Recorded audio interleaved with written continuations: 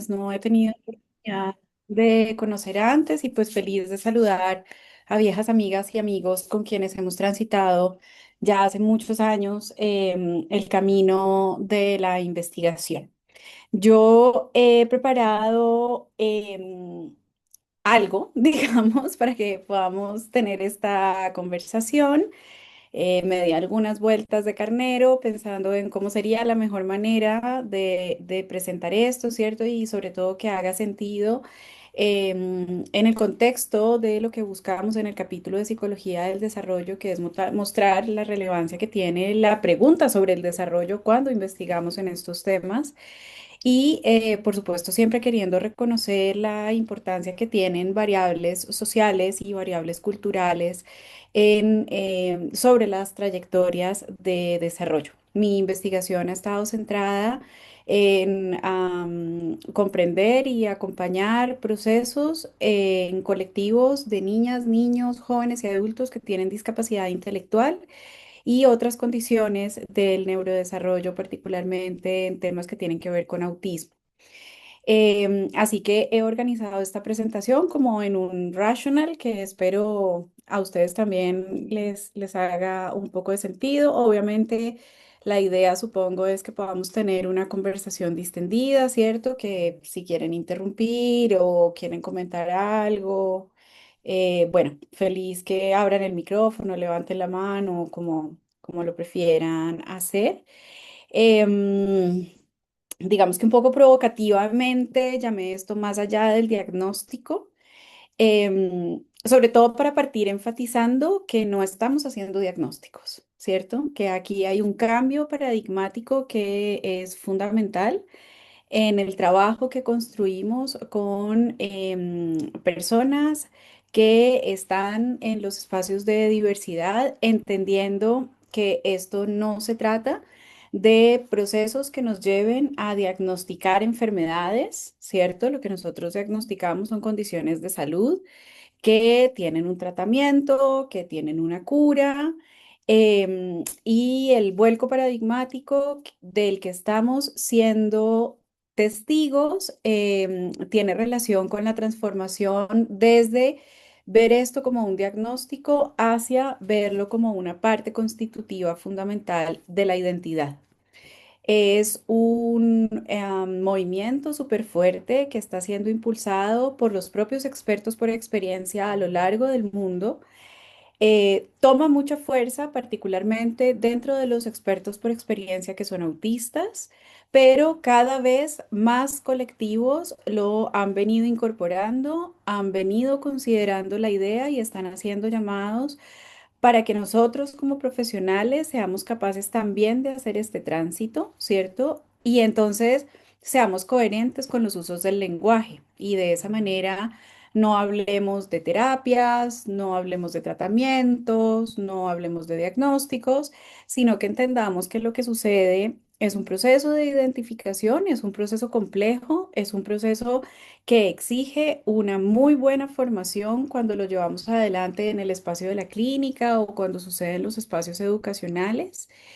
Y cuando nosotros llegamos a la identificación de alguna condición, lo que estamos haciendo es dando un elemento pivotal para la identidad. De manera que tenemos que trabajar entonces con las niñas, con los niños, con los adolescentes para que puedan integrar este elemento y que ellos mismos vayan siendo gestores de los apoyos que van a requerir para poder participar en igualdad de condiciones en la vida cotidiana. Entonces, sabiendo que más allá del diagnóstico quiere decir, no hablamos de diagnósticos, reconocemos que son condiciones, la idea es ver un poco algunas claves que nos permitan entender qué pasa con el desarrollo cognitivo en algunos grupos que están dentro de las diversidades. Me está pasando mucho, probablemente todos mis compañeros investigadores que están aquí se están enfrentando también súper fuerte a consultas permanentes en el marco comprensivo que empieza a hablar de estos grupos como grupos neurodiversos, ¿cierto? Y entonces yo que estoy en una facultad de educación ahora todo el tiempo, las profesoras me están preguntando, ay, pero entonces son neurodiversidades o son neurodivergencias o qué son y cómo hablamos y entonces parece que neurodivergencia suena menos feo que trastorno. Entonces, pues usemos neurodivergencia, ¿cierto? Están todas estas ideas respecto al lenguaje. Y por eso quise partir como poniendo un pin en la discusión e invitándolos a que seamos responsables con el uso de nuestros términos y que seamos capaces de entender que neurodiversidad y neurodivergencia son dos cosas distintas, ¿verdad? Conceptual y teóricamente estamos hablando de cosas distintas. El primer término que se acuña es el término de neurodiversidad, lo acuña Sinken en 1990, ya está muy antiguo. Y lo que ella hace en este ensayo fundacional es reconocer y celebrar que hay diferencias o variaciones de funcionamiento entre los seres humanos y ella inicialmente dice que esto equivale a la diversidad cultural y a la diversidad biológica.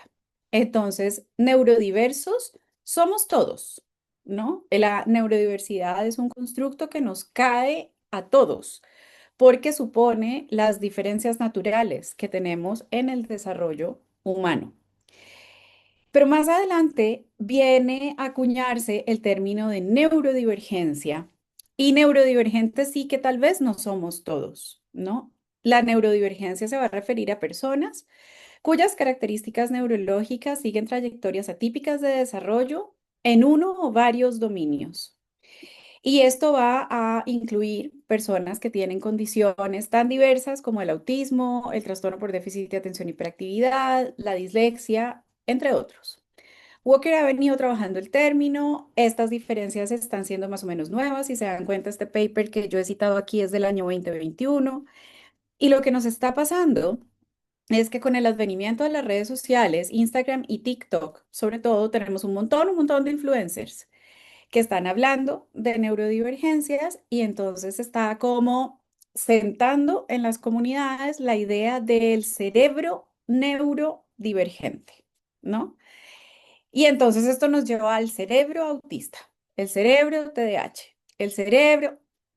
Bueno, yo nunca he visto un cerebro con piernas. Pues el cerebro con piernas se llama persona, ¿cierto? Entonces, en realidad, los llamados contemporáneos lo que sugieren es que cuando nosotros pensamos en grupos neurodivergentes, estamos pensando en grupos de personas que tienen una forma de ser y de estar que habita el mundo, que tiene unas relaciones corpóreas permanentes con el entorno, que están procesando información de manera distinta, entendiendo que la información no la procesa solo el cerebro, ¿cierto? Nosotros tenemos unos procesamientos corporizados, tenemos unos procesamientos, tenemos una cognición encarnada, una cognición extendida, que nos obliga a no pensar a la persona en términos del cerebro, que es una postura antigua y reduccionista, y nos obliga a ver a la persona contextualmente situada, a la persona en relación con variables.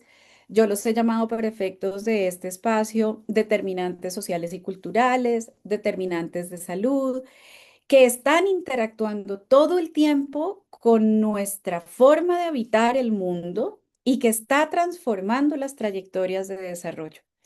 Y entonces el desafío tal vez para la psicología del desarrollo es hacerse cargo de la influencia de estos determinantes y entender que no tenemos unas trayectorias unificadas y mi idea es mostrarles cómo ya los neurotípicos vamos a ser distintos entre nosotros.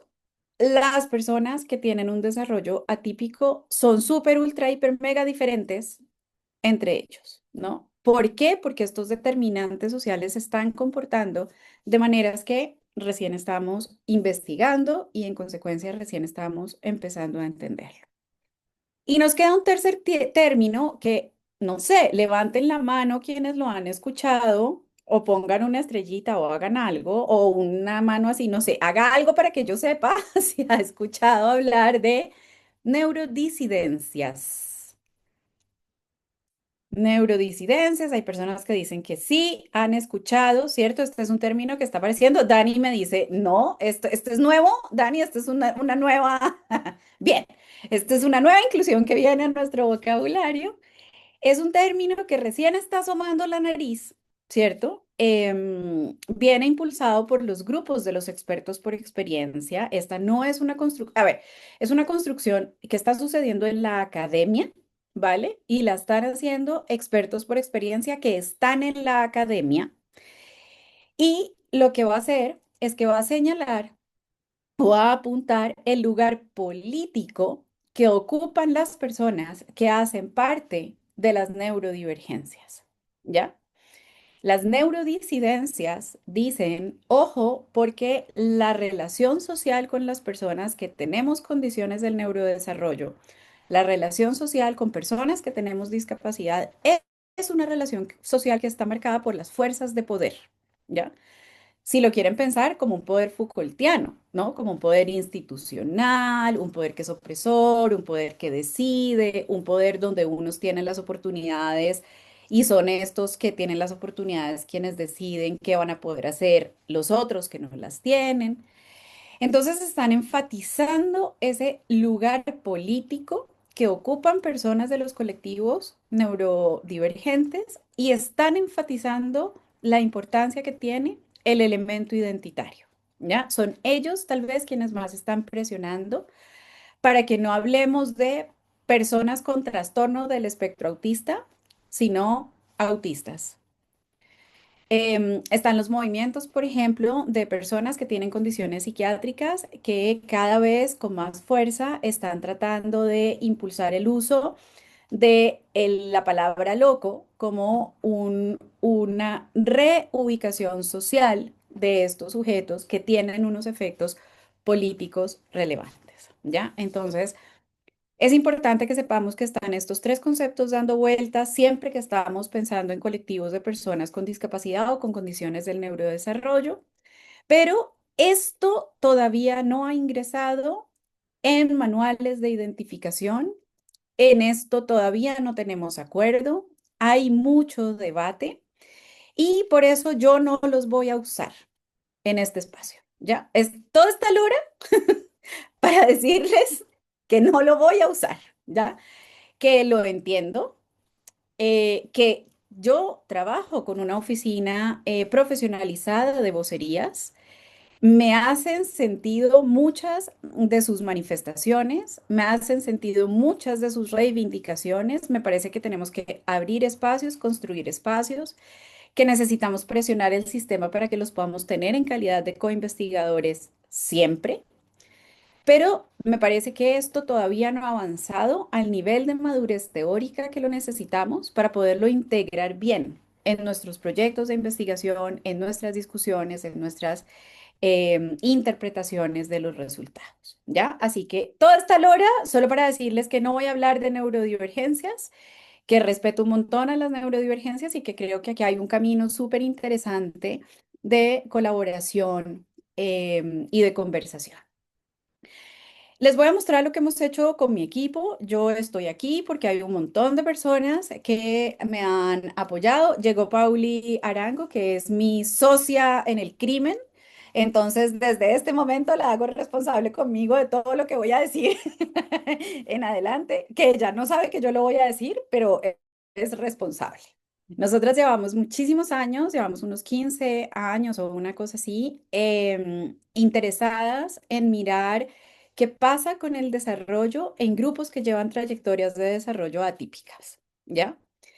La verdad es que esta idea no es una brillante idea nuestra, ni mucho menos. No me voy a atribuir la buena idea. Esta es una idea que a nosotras nos llegó cuando conocimos a Annette Carmiloff Smith y cuando yo pude ir a pasar un periodo postdoctoral con Annette. Annette, como ustedes saben, es una psicóloga que hizo su doctorado con Piaget.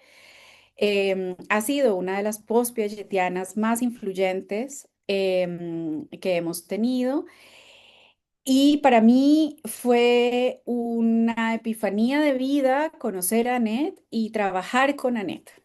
En su momento, Annette trabajaba con el consorcio que investigaba síndrome de Williams en el Reino Unido. Ese fue el momento en el que yo la conocí, en el que la conocimos con Paulina, con Andrés, y empezamos a vincularnos con ella. Y en ese momento, en ese lugar del mundo, lo que nosotras hacíamos era que desarrollábamos instrumentos de evaluación. Nos preocupaba mucho cómo podíamos entender el rendimiento cognitivo de niñas y niños, porque cuando llegaban a la evaluación con nosotras y teníamos que utilizar los test tradicionales, los test que todas aprendimos, el BIS, que el BICE, el Bailey, y hacíamos cosas que eran inmorales, la verdad es que todo nos daba piso. Ya nosotros medíamos a muchos niños y el resultado era uno, uno, uno, uno. Y en ese momento nosotros decíamos, pero es que este niño no es uno, ¿no? Yo estoy viendo que este niño puede hacer cosas, yo estoy viendo que aquí hay fortalezas y cómo puedo hacer para que los instrumentos me den información de lo que yo estoy viendo clínicamente. Es decir, en ese momento nos dábamos cuenta que teníamos cero face validity de los procesos de evaluación. Entonces, impulsadas por ANET, habíamos desarrollado el TENI, que es una prueba que le pertenece al CEDETI. En esa época nosotras le pertenecíamos al CEDETI.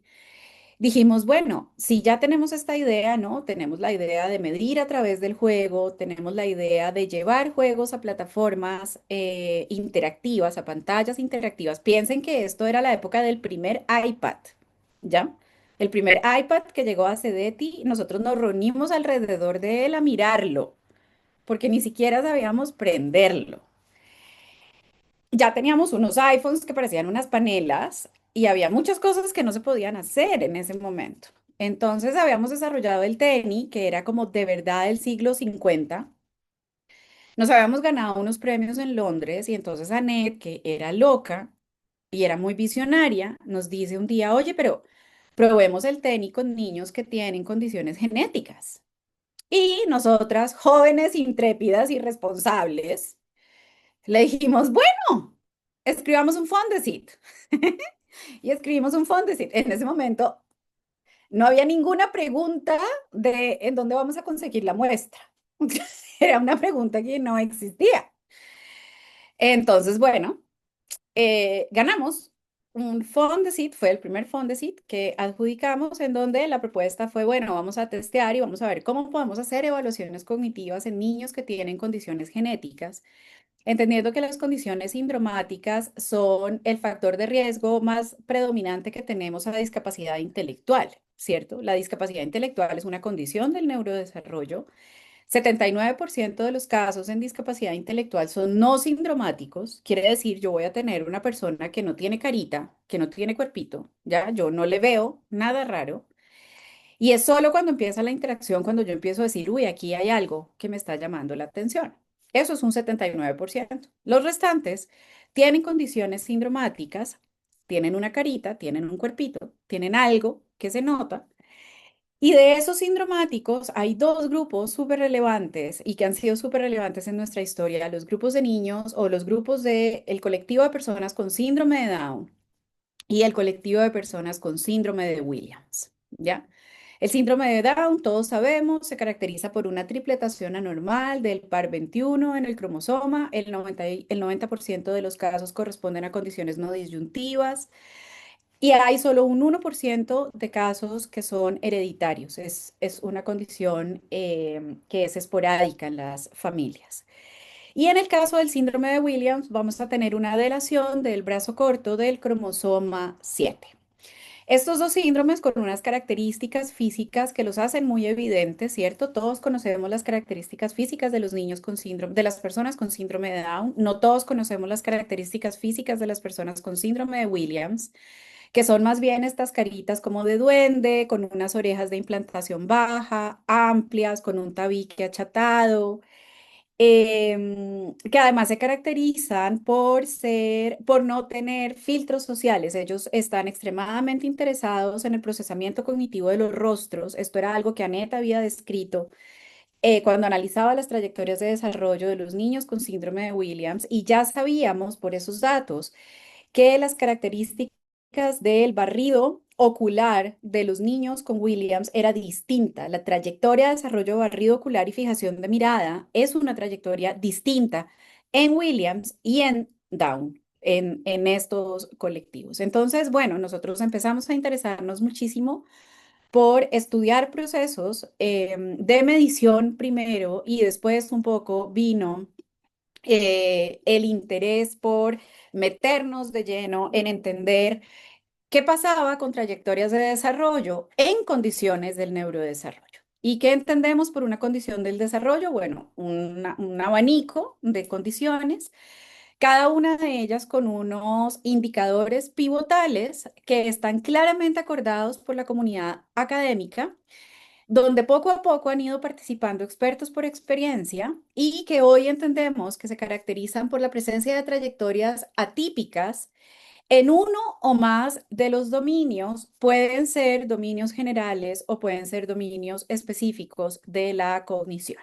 ¿Ya? Recordemos que Annette, cuando escribe el famoso libro que se llama Más allá de la modularidad, genera una perspectiva teórica que comprende la teoría fodoriana de los dominios cognitivos, pero la pone en jaque porque es cuando dice la modularización cognitiva, el tener dominios cognitivos separados, es el logro del desarrollo, es la tarea del desarrollo. Es decir, los niños no están completamente modularizados en términos de la cognición como están modularizados los adultos. Y eso es lo que da pie a que hoy en día tengamos modelos teóricos, paradigmas y formas de evaluación e interpretación que son distintas en la neuropsicología pediátrica y en la neuropsicología del adulto. Esto no es una división porque es que a mí me gusta trabajar con niños y es que a mí me gusta trabajar con adultos.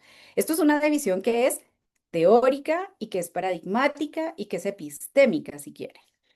Así que, bueno, empezamos a mirar un poco qué pasaba con estas trayectorias de desarrollo de los dominios de la cognición generales y específicos en condiciones del neurodesarrollo, entendiendo que estas condiciones se van a hacer manifiestas antes de los 22 años, ¿ya? Ese es como el criterio general y para cada una de las condiciones de neurodesarrollo, yo tengo unos elementos que son pivotales. Entonces, mis elementos pivotales en discapacidad intelectual son un desafío que se presenta en el aprendizaje, más un desafío que se presenta en la conducta adaptativa, que yo lo tengo que poder operacionalizar en mediciones individuales estandarizadas, más la presencia antes de los 22 años.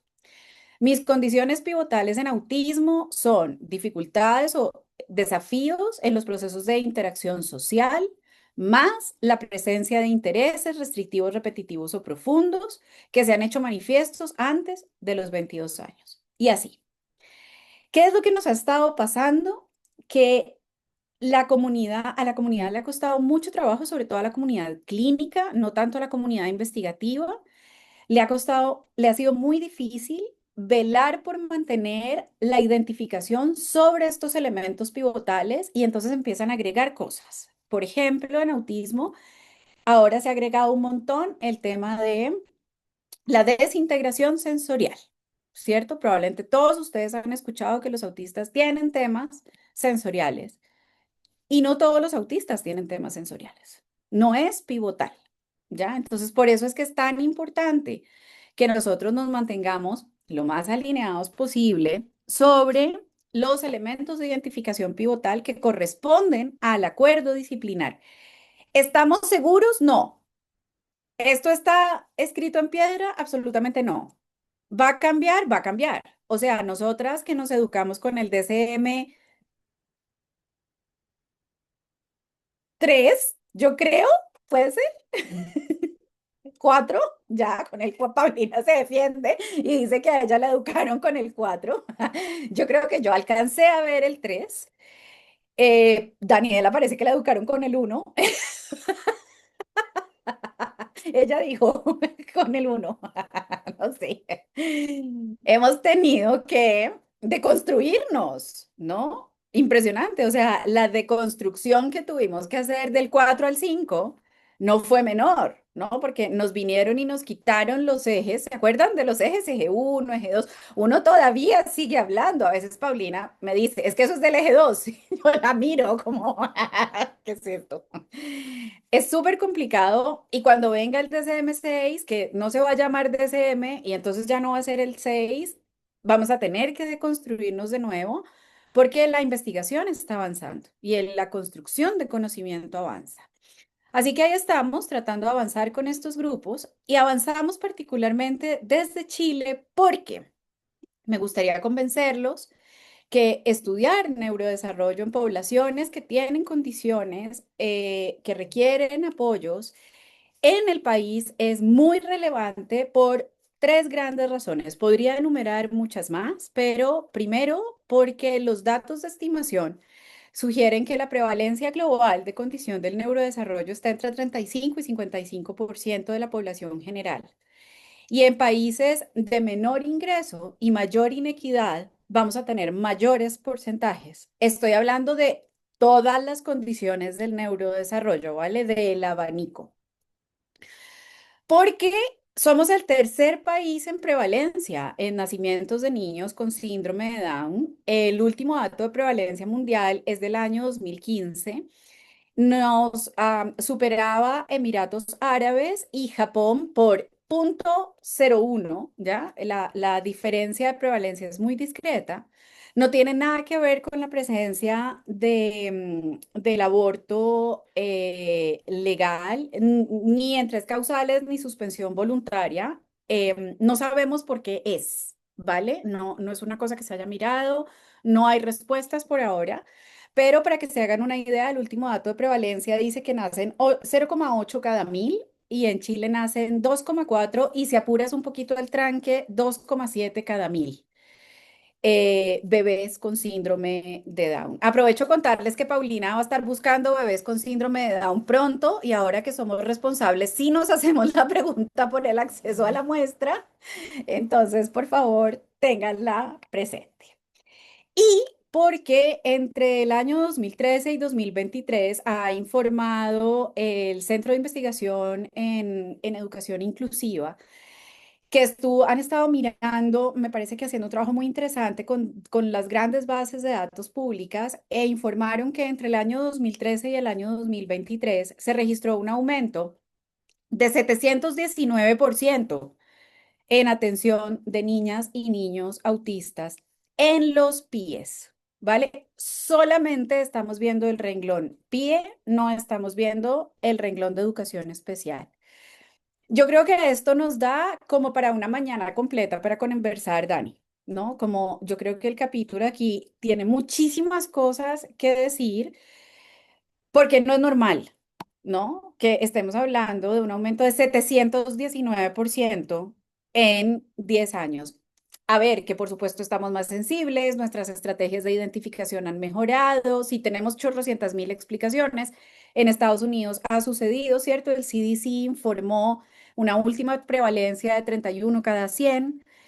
Eh, pero creo que aquí hay un montón de preguntas que nos tenemos que hacer y creo que las preguntas no son si tenemos más niños autistas y si el mercurio les está dando autismo o no. Pienso que las preguntas tienen que ver con cómo estamos capacitando a los profesionales y cómo estamos haciendo protocolos que sean adecuados para los procesos de identificación, porque nosotros observamos con mucha preocupación la posibilidad del sobrediagnóstico y el sobrediagnóstico por mala praxis profesional. Y bueno, llegamos entonces al mundo de las niñas y los niños con los que trabajamos, que son seres humanos de carne y hueso y que empiezan a atropellarnos con la realidad y con las preguntas. Y nos empezamos a topar con cosas como esta que he querido ejemplificar aquí para provocarlos un poquito. Esto es un caso de la vida real, esto no es que yo me haya puesto a inventarme perfiles, ¿vale? Son perfiles que provienen del estudio Fondesit que acaba de terminar Paulina, en donde evaluó una muestra muy grande de niñas y niños con discapacidad intelectual a lo largo del país, un estudio que fue muy interesante. Y aquí tenemos el caso de una nena, escogí dos niñas Esta chiquita que les estoy mostrando aquí tiene 10 años y la chiquita que les voy a mostrar a continuación tiene 11 años. Tienen una discapacidad intelectual, son sindromáticamente exactamente iguales.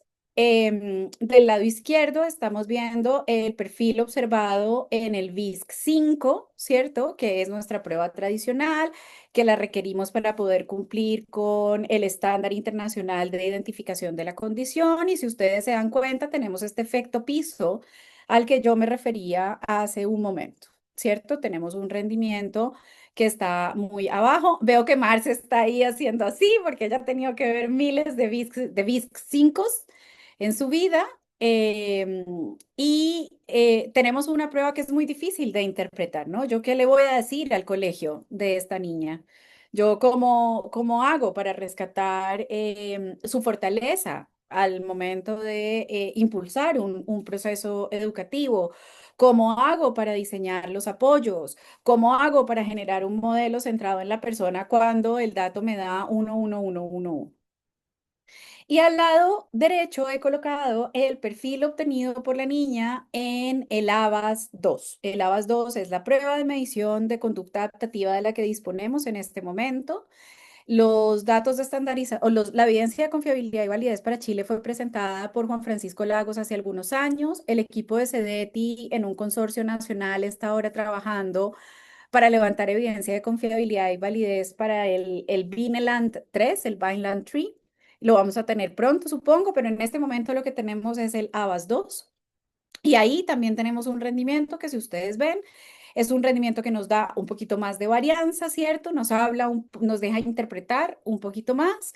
Pero tenemos unos resultados que en general están en los rangos medio, muy bajo y bajo. Quiero que se queden con esta imagen de lavas en sus retinas por un momento, porque les voy a mostrar el caso de nuestra siguiente niña, que es sindromáticamente exactamente igual a esta y que es su rendimiento observado. ¿Ya? Tenemos un VISC-5 que parece calcado, ¿no? Parece que fuera exactamente el mismo.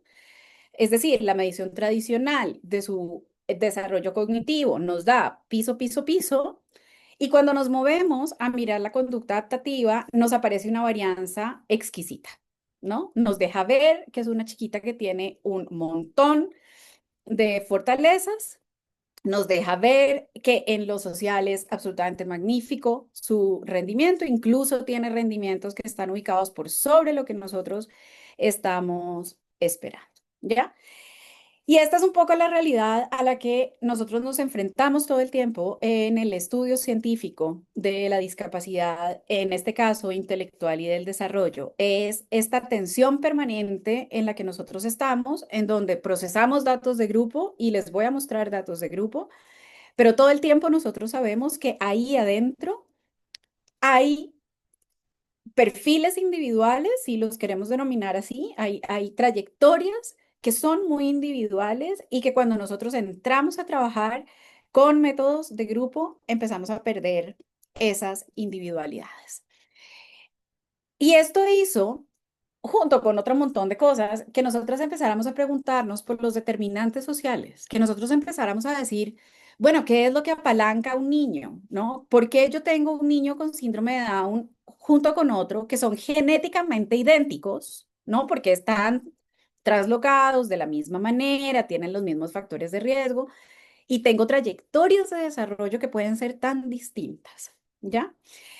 En ese momento, que era el año 2015, Ricardo Rosas y Catalina Santa Cruz publicaron Dime en qué colegio estudiaste y te diré qué CI tienes, radiografía de la desigualdad social en Chile, y un poco se empieza a hacer público y empezamos a entrar digamos, en la conversación con esta evidencia que nos decía, oye, es que tenemos rendimientos de coeficiente intelectual promedio que son distintos en función de la pertenencia escolar del niño, de la niña, del adolescente y del adulto, porque aquí lo que estamos viendo en el gráfico que están viendo abajo tiene información que proviene del TADI, es decir, que proviene de preescolares, información que proviene de BISC, de escolares, e información que proviene de adultos con VAIS.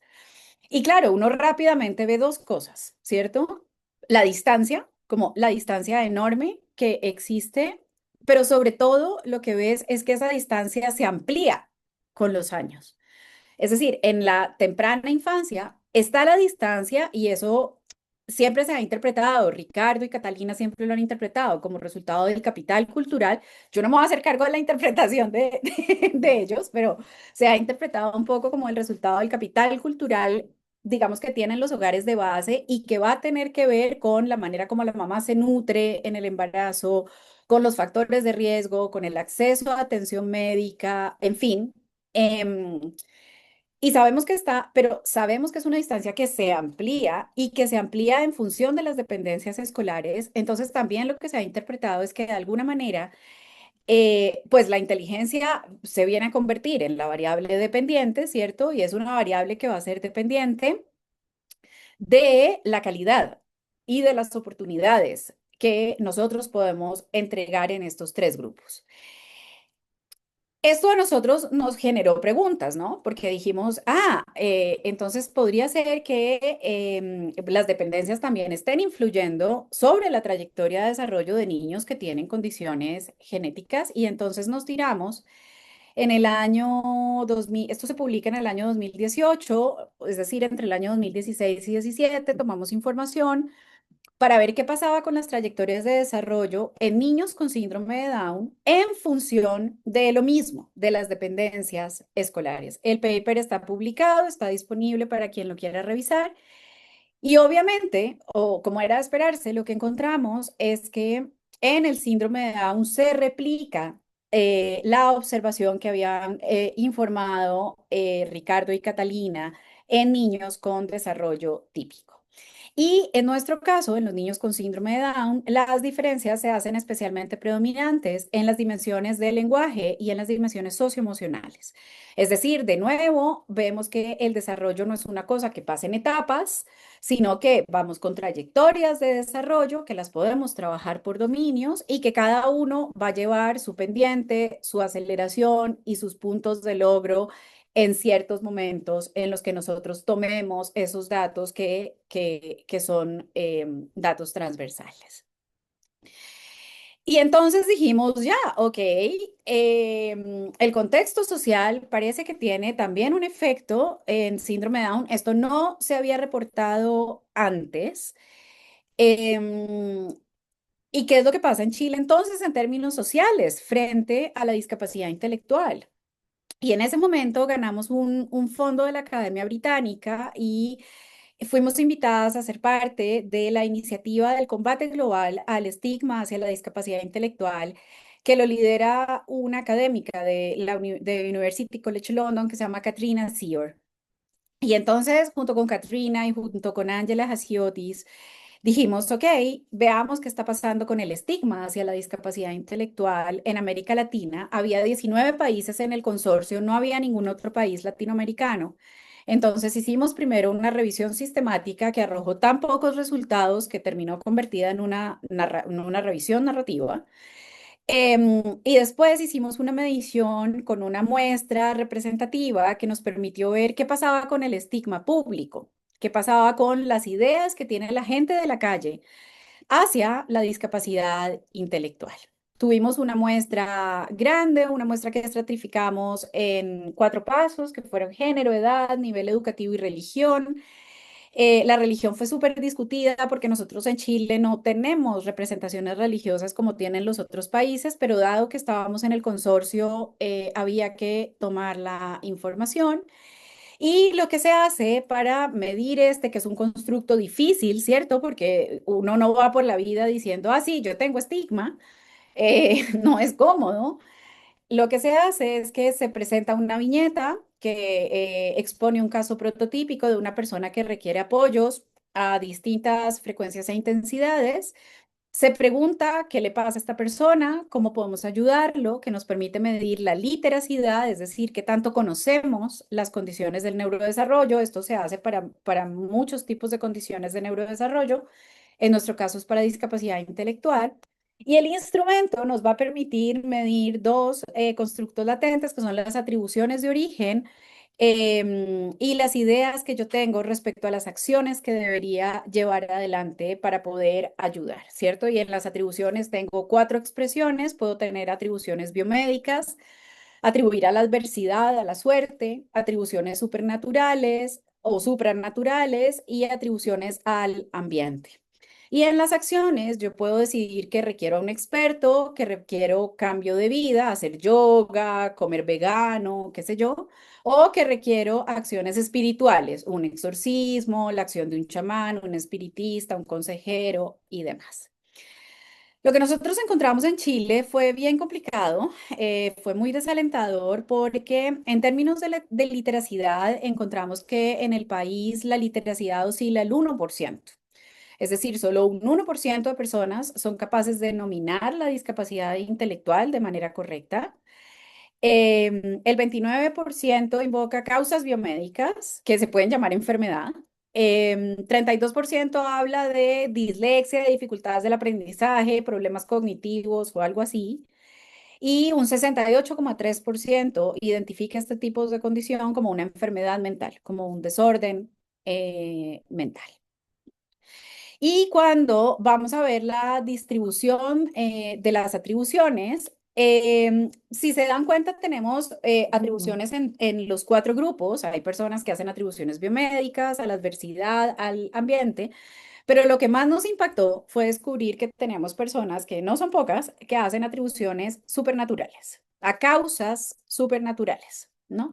Esto tiene que ver con el castigo de Dios, la decisión de Dios, lo que los dioses decidieron por mí, las acciones que yo hice que fueron en contra de Dios y que como castigo me trajeron a este niño que yo estoy acompañando en crianza. Tomamos también un índice que para nosotros ha sido muy interesante, que es el de distancia social, y nos preguntamos por qué tan lejos o qué tan cerca queremos tener a personas, en este caso con discapacidad intelectual de nosotros, pensando en que este es el camino que abre o cierra las oportunidades, ¿no? Si se dan cuenta, nosotros hemos venido hilando algo que tiene que ver con la calidad educativa, algo que tiene que ver con el acceso a oportunidades. Y medimos la distancia social y la distancia social en Chile nos dio 4,66 sobre 7. Hay dos estudios previos en el Reino Unido, un estudio del 2015 que informó 2,4 y un estudio, perdón, un estudio 2013 que informó 2,4 y un estudio 2015 que informó 2,5. Y lo que nosotros descubrimos comparándonos con otros países es que la situación de Chile hoy es la situación que tenían Alemania y Austria cuando salieron de la Segunda Guerra Mundial y no se había iniciado el proceso de desinstitucionalización. El proceso de desinstitucionalización en Alemania se demoró más o menos 15 años desde la salida de la Segunda Guerra, y un poco la medición nuestra se corresponde históricamente con ese momento en el que todavía se mantenían instituciones de amplio tamaño para personas con condiciones del neurodesarrollo, especialmente discapacidad intelectual, autismo y condiciones psiquiátricas, las discapacidades difíciles, como algunos nos dicen. Y nuestro estudio nos mostró que teníamos una población que era particularmente proclive a tener expresiones de estigma o deseos de distancia social, y esta población eran hombres de alto nivel educativo que venía asociado a pocas experiencias de contacto previo. ¿Por qué? Porque habían sido educados en los mejores colegios, ¿verdad? Y en estos mejores colegios, pues no teníamos para ese momento los programas de inclusión escolar ni las semillitas de inclusión escolar que tenemos ahora. Entonces, sus contactos previos eran muy pocos y eran contactos de muy mala calidad. Entonces eso nos hizo pensar, ok, tenemos un determinante social que es muy importante y que probablemente es una variable que está apalancando de alguna manera la trayectoria de desarrollo en estos niños que nos interesan. Y el resultado, cuando nosotros vimos que era este grupo target, el que era tan importante, nos hizo decir, entonces, tal vez tenemos determinantes de salud. Tal vez tenemos algo que está pasando en la manera como se hace el proceso de identificación. Les recuerdo, seguimos hablando de diagnósticos, terapias, tratamientos, ¿no? Seguimos ahí. Puede que esté pasando algo. Entonces, Paulina, Consuelo, San Martín y yo iniciamos un proceso para ver qué pasaba con el estigma expresado en psiquiatras y psicólogos. En Chile, estos son datos preliminares, ¿vale? Esta muestra está creciendo todavía. Si alguien nos quiere ayudar a recoger datos, levante la mano, por favor. Lo que hicimos fue medir actitudes, ¿cierto? Actitudes que tienen que ver con yo cuánto conozco, las condiciones, yo qué sé, de la manera como tengo que acompañar, cuál es como qué tanta sensibilidad y como, ay, me parecen tan tiernos, ¿no? Porque es una forma de expresión de estigma cuando yo digo, ay, son tan tiernos, son como unos angelitos, son tan dulces. A nosotras, de hecho, está escrito algo que se llama el estigma de cortesía, que es el estigma que cae sobre profesionales que trabajan o trabajamos con estos grupos y a nosotros todo el tiempo. Las amigas de mi mamá que me dicen, ay, ¿tú en qué trabajas? Entonces, no, en discapacidad intelectual, ay, qué lindo tu trabajo. Es como, pues no, mi trabajo es igual al tuyo, es igual al de cualquiera, digamos, no. Pero tiene que ver como con este tenderness que sentimos o no, y qué tan proclives estamos a las interacciones. Y qué tanto disconfort sentimos en las interacciones. En general, encontramos que las expresiones están, digamos, expresiones que adhieren hacia actitudes negativas están más presentes en los psiquiatras que en los psicólogos. En general, tenemos muy poco conocimiento, muy poca literacidad. Está el paper, lo podemos compartir. Para esto rescaté solamente dos cosas que me parecieron relevantes. Uno, es que en los profesionales de la salud aparece constantemente la presencia de dudas sobre el derecho a la parentalidad de personas con discapacidad intelectual. Y esto está teniendo efectos directos en esterilizaciones forzadas. Chile es un país que mantiene esterilizaciones forzadas sobre el colectivo de mujeres con discapacidad intelectual. Estamos trabajando en el Ministerio de Salud con esto, les puedo contar un poco después. Y lo segundo es que los profesionales de la salud tienen muchas dudas del derecho al manejo del dinero, ¿no? En general, lo que recomiendan los psiquiatras y los psicólogos es llevar a interdicción para que el dinero se maneje por esta persona, pero la interdicción en Chile es un sistema binario, entonces implica la muerte civil y eso implica un efecto sobre la autonomía. Y ustedes dirán, ¿y todo esto que tiene que ver con el desarrollo? Bueno, porque lo que nosotros hipotetizamos todo el tiempo es que tenemos una cantidad de palancas sociales y de salud, estos determinantes, que están moviendo las trayectorias, ¿cierto? Las trayectorias de desarrollo no son trayectorias naturales, no son trayectorias aisladas, no son trayectorias de laboratorio, sino que las trayectorias en la vida real están influenciadas por factores de la vida real. Y eso es un poco lo que nosotros hemos venido persiguiendo en estos años de investigación. Mientras Pauli y Consu avanzaban con el tema del estigma en psiquiatras y en psicólogos, a mí me estaba pasando en mi Fondesit que estaba trabajando con bebés, estaba analizando interacciones, les voy a mostrar, como para mostrarles algo del desarrollo, pero me pasaba que llegaban los equipos a hacer las mediciones en campo, llegaban los equipos a trabajar con las mamás de bebés, máximo 44 meses, bebés muy pequeñitos, y tenemos un cuestionario que está súper probado, donde tomamos datos demográficos y el desarrollo, y hay una pregunta que dice, ¿usted cuándo supo que su hijo tenía síndrome de Down? Y las mamás se atacaban a llorar. Y entonces los equipos pasaban mucho tiempo haciendo contención emocional mientras tomaban esta información. Entonces, tomamos la decisión de devolvernos, pedir autorización al comité de ética y llevar entrevistas semiestructuradas a profundidad en donde le preguntamos a 40 mamás cómo había sido su experiencia, cómo habían recibido la noticia de que tenían a un bebé con síndrome de Down. Producto de eso es este paper que se ha publicado en el BMC de Pregnancy and Childbirth, que nos alegra mucho estar en el BMC porque quiere decir que nos están leyendo médicos, ¿cierto? Que también es otro tema y es que la investigación en psicología del desarrollo tiene que poder permear a los otros profesionales que tienen relación con estos procesos.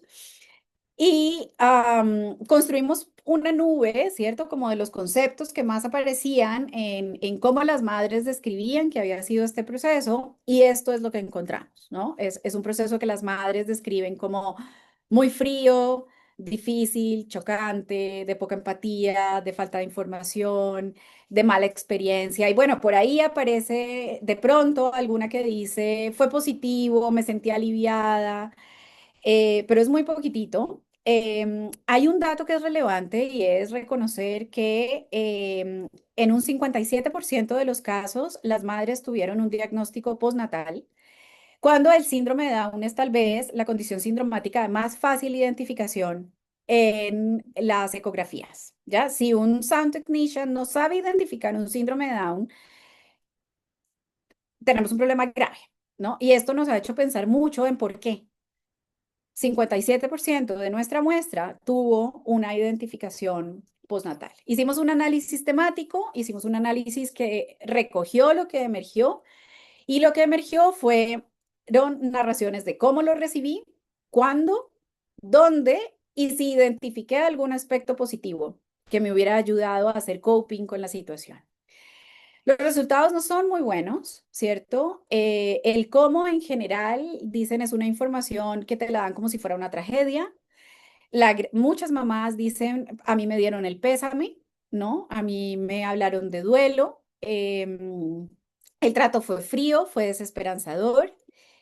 En el cuando, a nosotros nos sorprendió mucho que cuando la información fue entregada en momentos perinatales, hubo médicos que le informaron a la mamá mientras la estaban cosiendo de la cirugía de cesárea. Y también nos llamó mucho la atención que cuando quisimos preguntar cuándo y en dónde, descubrimos que de las 40 familias, en 11 casos se informó al padre para que fuera el padre quien le informara a la madre. Eh, en el proceso entendimos que los médicos reciben muchísima formación y hay todo un trabajo de humanización en entregar malas noticias, ¿cierto? Hay protocolos que están dedicados a esto, pero es que recibir a un niño con un síndrome de Down, no sé si puede ser catalogado como una mala noticia. Es una noticia, es una noticia inesperada, pero el que sea tratada como una mala noticia, lo que muestra la investigación es que influye sobre la trayectoria de desarrollo del bebé. Si yo le entrego a la mamá la noticia de una manera sana y positiva, esa mamá va a estar más empoderada para poder acompañar e impulsar la trayectoria de desarrollo, mientras si yo le informo a la mamá de una manera desesperanzadora, fría o descorazonada, como lo estábamos observando. Y obviamente cómo se entrega la noticia de un nacimiento parece estar influyendo en las interacciones tempranas. Nosotros estuvimos 3 años investigando qué pasaba con las interacciones cuando llega un bebé con una condición del neurodesarrollo. Lo hicimos con bebés con síndrome de Down porque es evidente al nacimiento, ¿cierto? Entonces podíamos ver primero una interacción que ya estaba consolidada y que teníamos una identificación muy temprana en el periodo de desarrollo. Y trabajamos con bebitos entre 12 y 36 meses, ¿vale? Utilizamos con ellos el método de análisis de interacciones que viene de Manchester, utilizamos el Manchester Assessment, que nos permite una medición conductual de las interacciones y lo que nos dimos cuenta es que estas mamás, estas interacciones están caracterizadas por un adulto que responde de manera menos sensible, quiere decir, responde de manera menos contingente a las demandas de su bebé. Y tenemos un adulto que al tiempo en que responde de manera menos sensible, responde también de manera más directiva, ¿no? Entonces, tenemos un pool muy importante de videos. Nosotros procesamos 138 casos. Está publicado el paper, feliz, se los comparto. Entonces también pudimos entender que las condiciones del neurodesarrollo colocan unos desafíos al proceso de crianza y de acompañamiento que son distintos a los desafíos del desarrollo típico, pero que como decía Anet, entender lo que pasa en el atípico nos ha permitido informar un montón de cosas del típico, ¿no? Sabemos que la sensibilidad es súper relevante, que no ser directivo es súper relevante para el desarrollo de la autonomía y las consecuencias de esto nos las está mostrando el atípico. Y esto también nos permitió documentar que la interacción misma es una interacción que es distinta, es una interacción donde hay menos mutualidad y es una interacción donde hay menos intensidad y enganche, porque obviamente tengo un bebé también que está presente con unas características que son distintas, unas características para las que tal vez no estoy preparado. Y entonces esto probablemente nos lleva a que tenemos trayectorias distintas cuando vemos niños en edad escolar y cuando tenemos niños adolescentes. Nosotros hace algunos años desarrollamos la mesita, que es un instrumento que nos permitió un proceso de investigación en el que vimos cómo evolucionaban predictores de lectura en niños con síndrome de Down. Y lo dejé de último porque tal vez fue una de las cosas que a nosotros más nos provocó buscar qué generaba las diferencias. Estos son los perfiles de todos los niños que participaron en la investigación de la mesita. ¿Ya? Todo está publicado como grupo. Ustedes esto no lo van a ver en ninguna parte. Bueno, ahora quedó grabado y es público. Y cuando nosotros vemos esto y estamos en psicología del desarrollo, la reacción me encanta, es exactamente la reacción que acabo de ver que tuvo Daniela. ¿Qué hago con esto? ¿Cómo entiendo trayectorias de desarrollo cuando tengo un grupo que tiene una condición del neurodesarrollo? La invitación es a que se olviden de la idea de los fenotipos. No tenemos fenotipos, ¿vale? No tenemos un niño igual a otro en neurodesarrollo. ¿La investigación nos ha permitido informar conocimientos sobre desarrollo típico? Creo que sí. Creo que tenemos que seguir trabajando, pero sobre todo creo que tenemos una tarea como investigadores y una tarea como ciudadanos para seguir construyendo un mundo donde estos niños quepan, donde haya un lugar para todos. Yo creo que cabemos, apretaditos, pero cabemos. Mi nombre es Marcela Tenorio, soy profesora del Centro de Investigación para la Mejora de los Aprendizajes de la Facultad de Educación. Les agradezco mucho a quienes estuvieron acompañando este espacio. Voy a dejar de compartir y feliz responder cualquier pregunta que tengan. Muchas gracias. Muchas gracias a la doctora Tenorio por su interesante presentación que nos actualiza e invita a reflexionar acerca de las complejidades de la comprensión del desarrollo cognitivo en trayectorias de desarrollo en presencia de discapacidad intelectual, los desafíos para los investigadores y clínicos que esto supone, también por acercarnos a la investigación, a reflexionar acerca de la realidad chilena en este ámbito en términos de prevalencia, desigualdades de conocimientos y estigmas sobre la discapacidad que presenta la población chilena y barreras que también encontramos de los propios sistemas de salud. Si alguno de los presentes tiene preguntas, siéntase libre de escribir en el chat o levantar la mano y abrir los micrófonos para ello.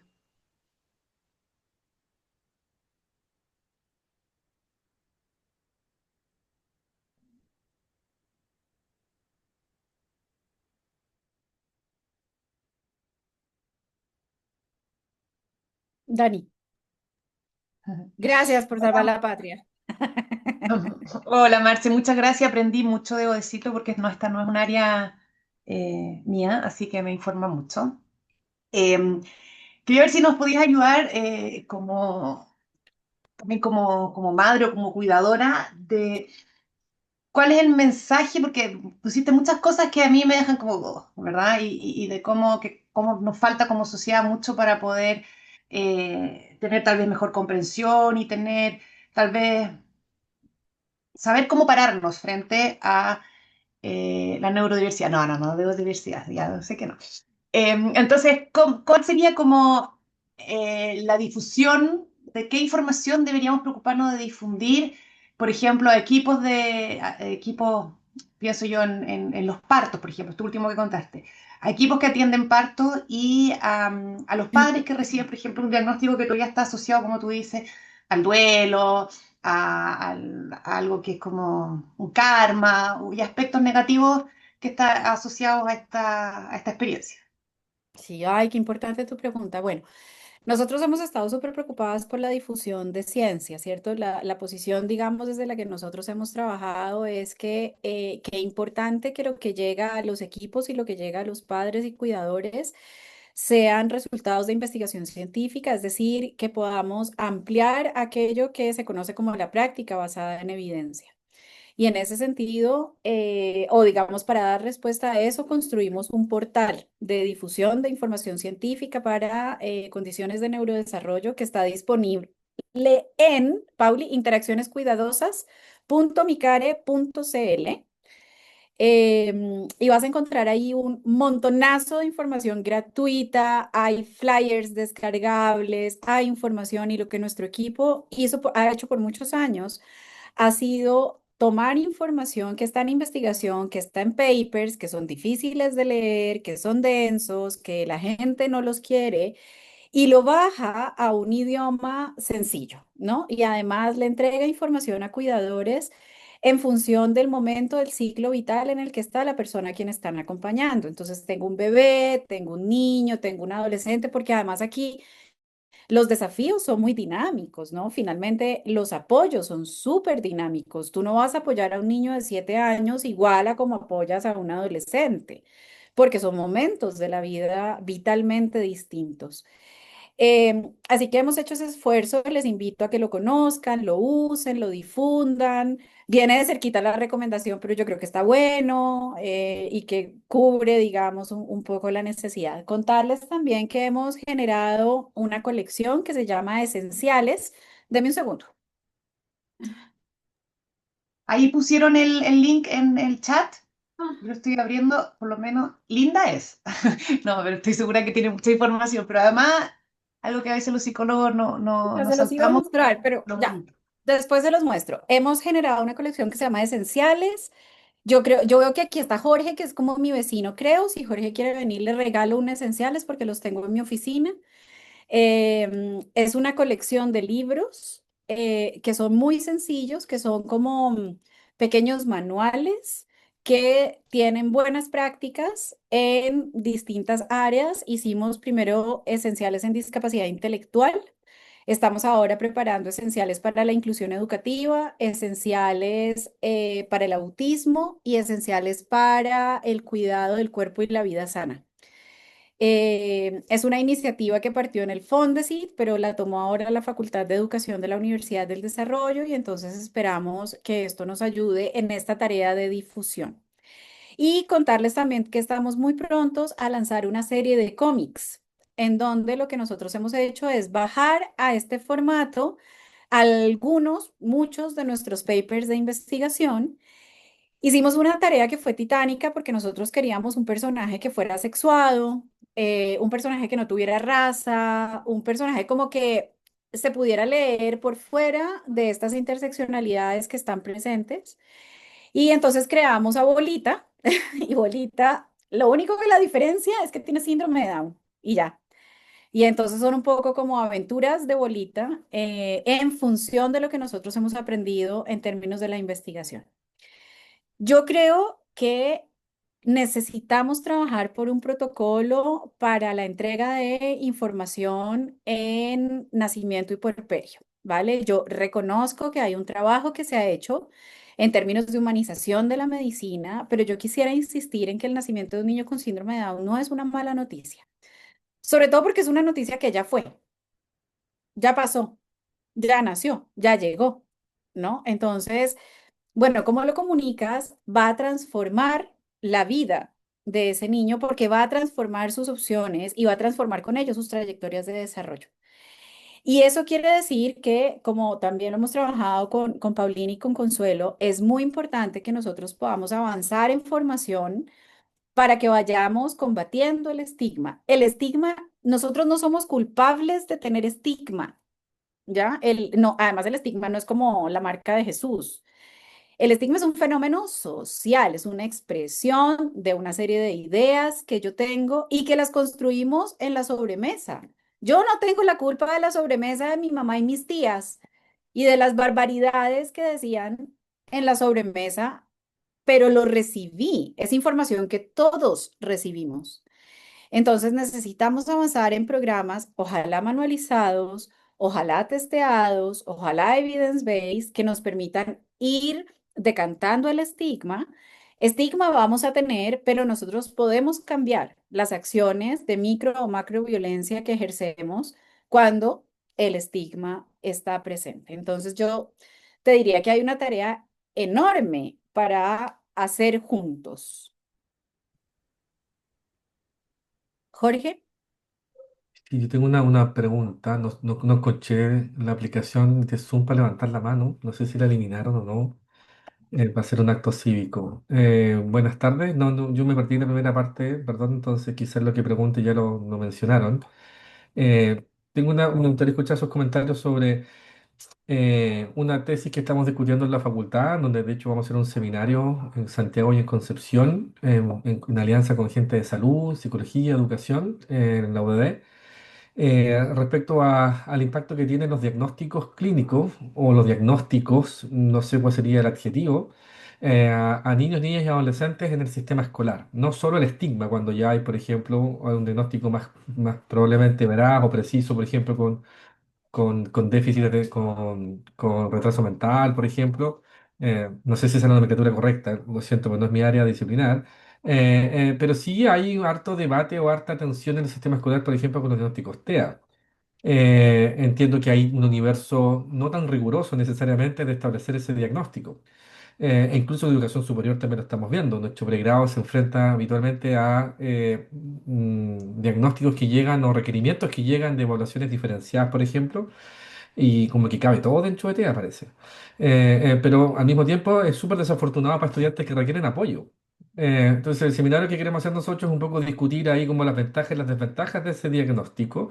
Y en mi caso, a mí me interesa mirarlo desde el sistema escolar. Entonces, hay dos preguntas en específico. Una, si saben fuentes, datos de diagnósticos o sobre diagnósticos que hay, por ejemplo, de TEA en el sistema escolar en Chile, para ir a bucear esas bases de datos, ir a mirar ahí qué hay respecto de eso. Y lo segundo es cómo ven ustedes el impacto que eso tiene, ¿no? Cuando el diagnóstico es veraz, cuando el diagnóstico no es real o no es tan real, ¿cómo le llega a ese profe en la sala? Y que le dicen que un 30% de sus estudiantes son TEA.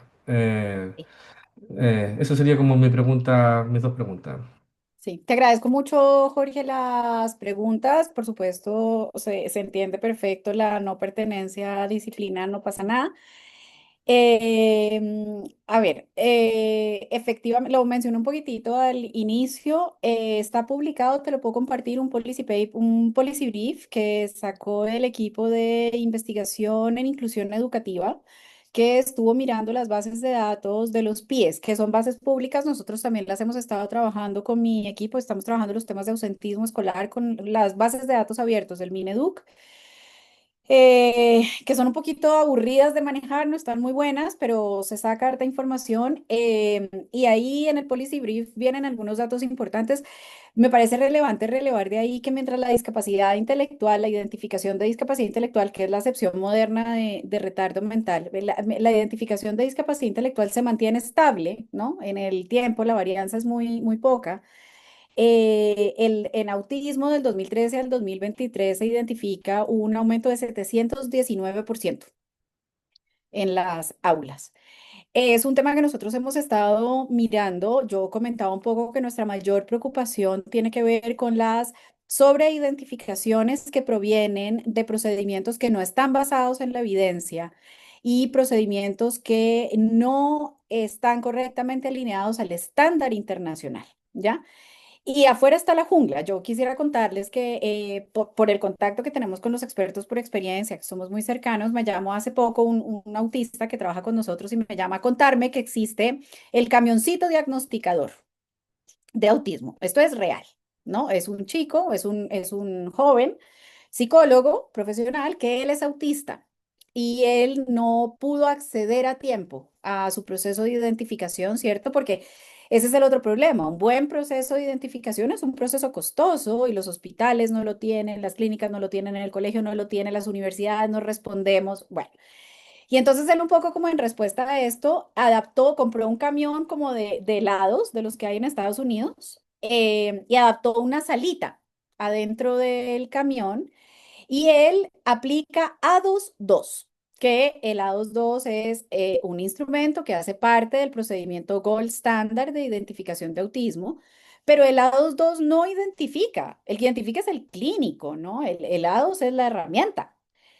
Bueno, pero él aplica A2, entonces el niño se sube, hace su A2 en 30 minutos y se baja.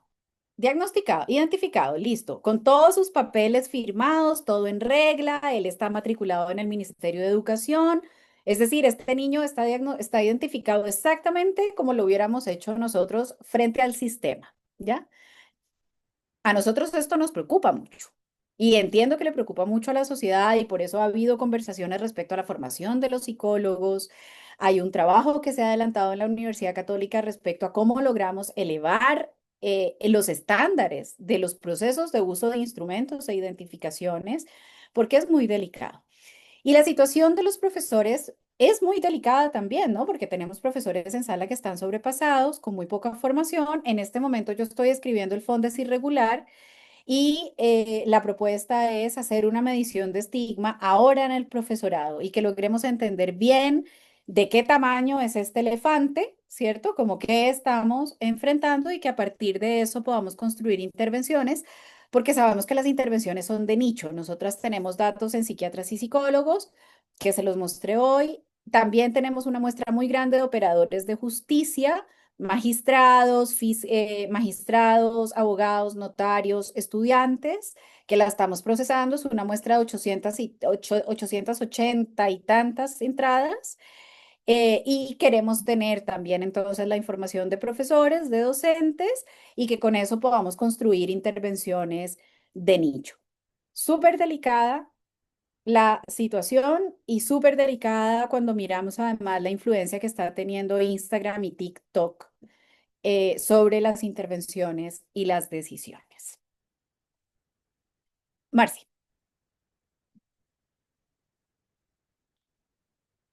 Hola, bueno, primero que todo, gracias Marcela por la presentación. Es tremendamente interesante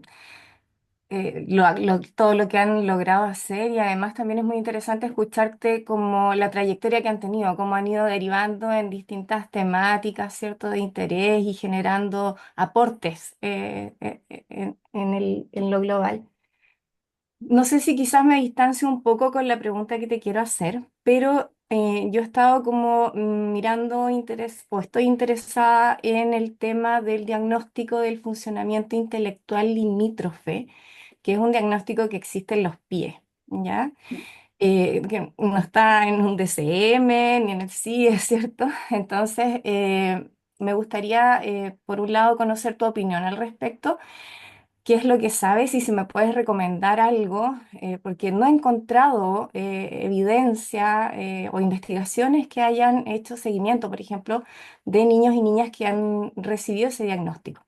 No sé si me distancio mucho, pero quiero No, aprovechar la perfecto. oportunidad. O sea, ahí, aprovechando la oportunidad. Sí.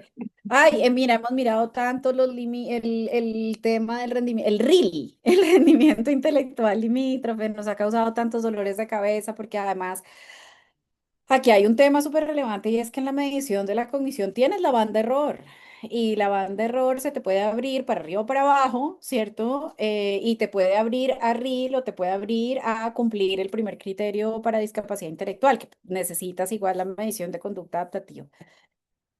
Lo hemos conversado sobre todo con Mark Tassé, que es el director del Niswonger Center, que es el centro de excelencia, uno de los 14 centros de excelencia para atención a la discapacidad intelectual en Estados Unidos, que son centros que provienen del fideicomiso de la familia Kennedy, que no sabemos qué va a pasar ahora con ellos, pero que están produciendo mucho y alguna vez conversamos esto con Susan y con Mark.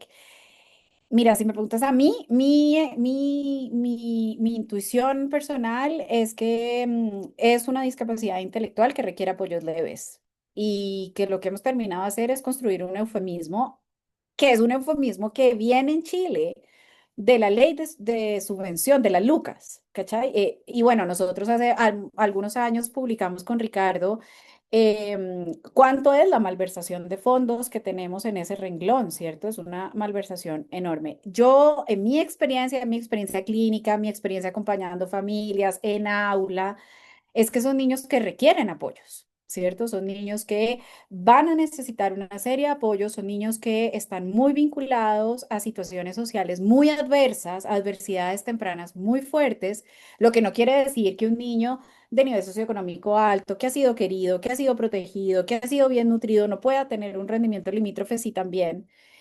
Pero muchos casos tienen que ver con estas adversidades tempranas, con chicos institucionalizados, con chicos que han estado en muchas familias de acogidas. Eso es lo que yo he visto en mi experiencia.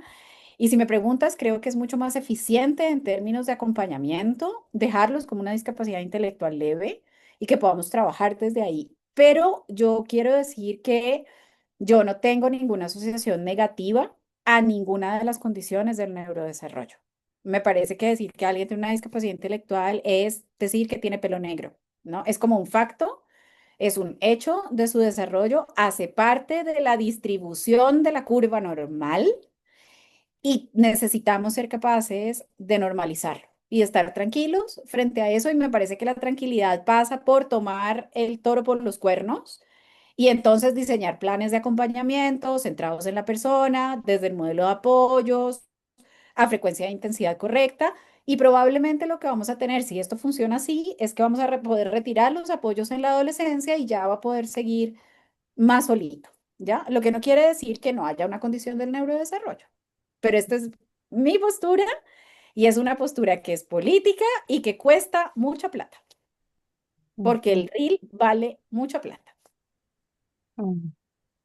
Entonces, ¿Investigaciones? ¿Conoces investigaciones, no evidencia? hay, hay algunas cosas, te puedo compartir, mándame un mail y miramos, Perfecto, no hay gracias. demasiado Ujú, porque además afuera, Holanda, Inglaterra, lo incorporan en la discapacidad intelectual porque se abre la banda de error y se incorpora. ujú. Perfecto. Ya, Bueno, muchas eso. gracias. No, a ti. Denise pregunta en relación a las nuevas prácticas más empáticas y humanas en el área de salud y con el aumento de casos me quedo pensando en los desafíos en el área de la educación. ¿Cómo manejar en las universidades la inclusión? Jorge lo preguntaba. ¿Cómo hace la UDD para acompañar y preparar jóvenes neurodivergentes? Invoco a mis compañeros UDD que llevan más tiempo que yo para que me ayuden, porque la respuesta es no lo sé. Sé que hay una dirección de bienestar que es nueva, sé que está organizando una oficina de acompañamiento a la inclusión y entiendo que desde ahí se está dando una respuesta a esto en términos institucionales. Conozco experiencias de otras universidades que están muy avanzadas en estos temas. Lo que yo pienso, que esto va a quedar, no sé si todavía están grabando y me pueden matar los advocates, es que tenemos que ser garantes de derechos, entregando todos los apoyos que sean necesarios, pero los apoyos dependen de haber seguido procesos de identificación que cumplan con el estándar internacional. Entonces, ¿qué quiero decir con esto? Perdón, pero la autoidentificación es fantástica para la identidad, pero no hace parte del acuerdo social, ¿ya? Creo que el acuerdo social no puede ser, profesora, es que yo creo, porque he vivido esta situación, profesora, es que yo soy autista y entonces me tiene que apoyar y entonces uno le dice, haz por favor el procedimiento, presenta tus documentos, haz tu registro haz tu proceso en el Registro Nacional de la Discapacidad, es que no. Ah, entonces no. Porque es que el acuerdo social es que nosotros vamos a ser garantes de derechos cuando hemos seguido un proceso que está en el marco del acuerdo social. Y de nuevo, los apoyos cuestan mucho dinero. Entonces, necesitamos que esto haga parte formal de las políticas públicas, que estemos con los registros de identificación completos, que los procedimientos sean adecuados. Yo soy fan del Registro Nacional de la Discapacidad. Impulso a todas las personas a quienes he acompañado en su identificación a que hagan sus registros, a que tengan su credencial, a que la utilicen, pero porque eso sucede en el marco del acuerdo social. La autoidentificación, eso. Perdón por la respuesta impopular.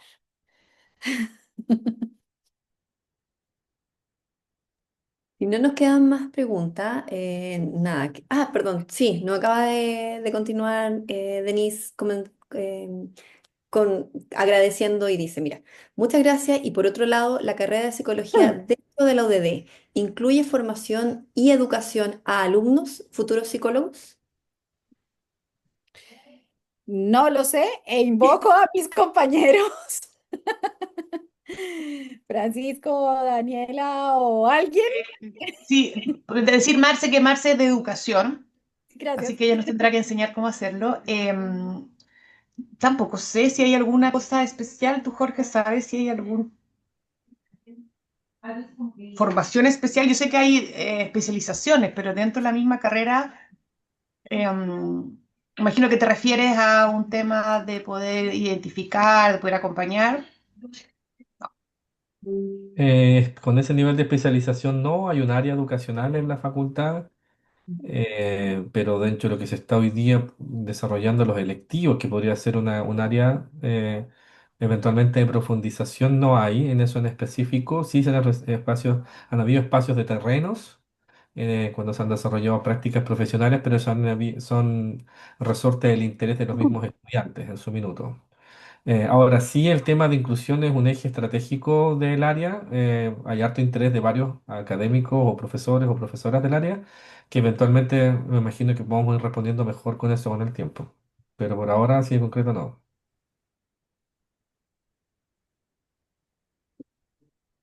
Si no nos quedan más preguntas, queremos agradecer de nuevo a Marcela por iniciar nuestro primer webinar dentro del capítulo. Así que muchas gracias bueno, por tus palabras y obviamente atendernos a todos en las inquietudes y abrirnos un espacio a la reflexión desde la mirada de la ciencia. Así que te lo agradecemos profundamente y invitamos a todos los que están asistentes a próximos webinars que se nos vienen con nuevos invitados y también a participar de la difusión que haremos pronto de los miembros del capítulo. Así que agradecerles a todos, nuevamente a Marcela en particular, y nos vemos en una próxima ocasión. Muchas gracias, Marcela. No, gracias Gracias. a Gracias, ustedes, que Marce. estén muy bien. Chao, chao. Muchas gracias.